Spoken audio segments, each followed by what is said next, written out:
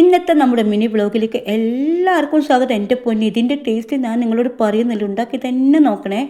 ഒരു പച്ചമാങ്ങ നീളത്തിൽ മുറിച്ച് ഒരു പാത്രത്തിലേക്ക് മാറ്റിയിട്ടുണ്ട്. ഒരു കടായിലേക്ക് ആവശ്യത്തിന് വെളിച്ചെണ്ണ ഒഴിച്ച് നമ്മളിതിലേക്ക് കറിവേപ്പില ഒന്ന് വറുത്ത് കോരിയെടുക്കുന്നുണ്ട്.